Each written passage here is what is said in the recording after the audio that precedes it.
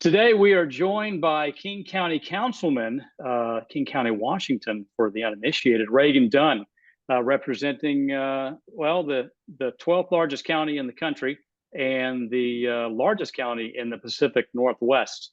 Reagan, thanks for joining us today on the Municipal and County Solutions Institute Strong Community Solutions Sessions. How are you doing? Doing great, Ben. Thanks for having me on. Absolutely.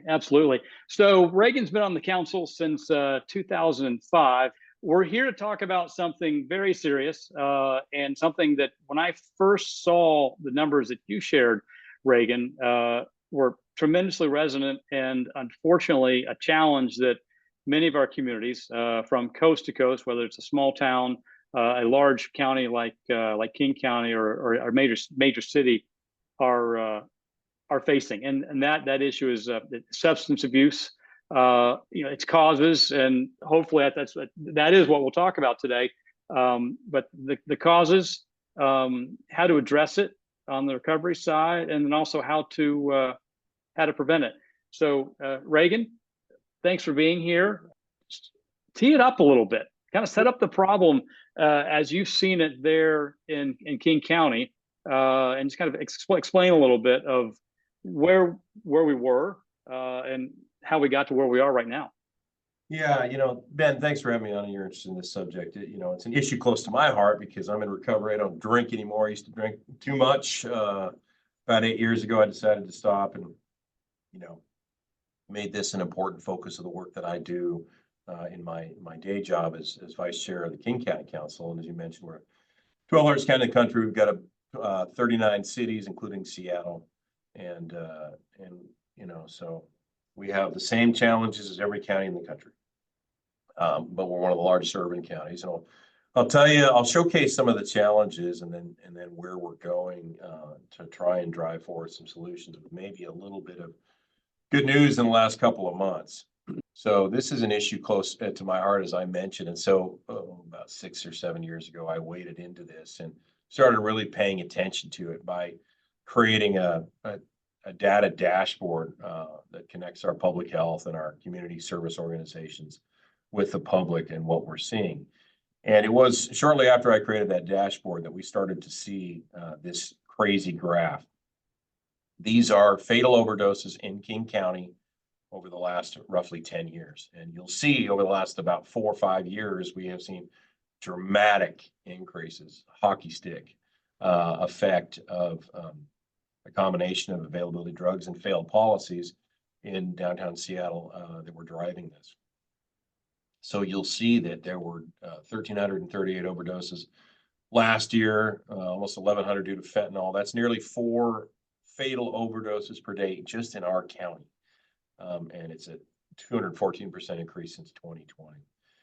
We have continued a trend line that is close to 2023, although it might be just a tad bit down, but we won't know because summertime is when you get a huge percentage of those overdoses. So we'll see how it goes. And you'll see in that graph, if you look closely, there's a variety of drugs that are causing that. So opioids with stimulant. And what I mean by opioids is mostly fentanyl, synthetic opioid. And then usually when stimulants are combined with opioids, so methamphetamine with fentanyl, that's where you get the purple part of the graph. That's where we're seeing a lot of people die. It's very significant challenge. It is in exactly what a public health crisis looks like. People talk about public health crisis for a lot of things that may be more controversial. This one really is on point. And in fact, I led legislation to make fentanyl a public health crisis so that it empowers our public health authority up here and our Board of Health to focus in on additional resources here. It's amazing. The purple numbers on the graph, and if folks are watching are able to see the screen, but the purple block on the graph, it really increases exponentially, and you see a little bump between 18 and 19, and then it just takes off like wildfire.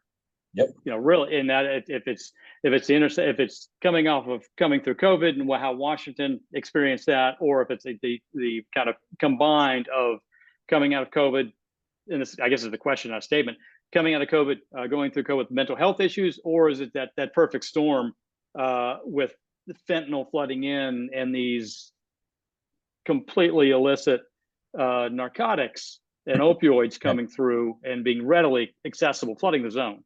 Yeah, well, it's all of that. I used to be a federal narcotics prosecutor in Miami, Florida, special assistant U.S. attorney. I was a federal prosecutor here in Seattle.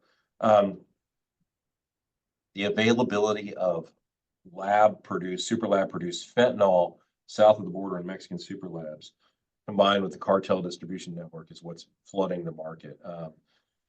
And there's no quality control. You can have just a batch of one side of a vat have a huge disproportion of fentanyl in it. The super labs package that in pills. I met with a special agent in charge of the DEA for our 5 states. Is based here in Seattle recently, and they're counterfeiting all kinds of different prescription drugs with fentanyl instead of hydrocodone or Percocet or all the other drugs that you see it in, the blue pills. Even Tylenol 3 is counterfeit with fentanyl now. So unless you're getting your drug from a pharmacy, it's a good chance that it's counterfeit and being distributed by cartels and then local distribution networks here and across the country. And then a lot of that base product is being shipped in from China. So you've got that problem. Part of the problem is border security, right? That's a big part of the problem. Part of it is a lack of failed policies in local jurisdictions, like the discontinuation of prosecution for people with hard drugs, which was an utter failure in Oregon and is almost that bad here in Washington State, but we stopped just short of, and we put legislation forward when our Supreme Court struck down the drug possession laws. I forced a vote here at the council, which put the Democrats in a bad spot and kind of forced it. But you have to have laws related to distribution of hardcore drugs. That's part of it. Accountability. There need to be consequences. And one of the reasons why you want consequences is you want people to interact with the justice system where they can get treatment by court mandate, which is a huge part of the solution to this, which is making sure we have robust and available treatment systems to deal with this problem.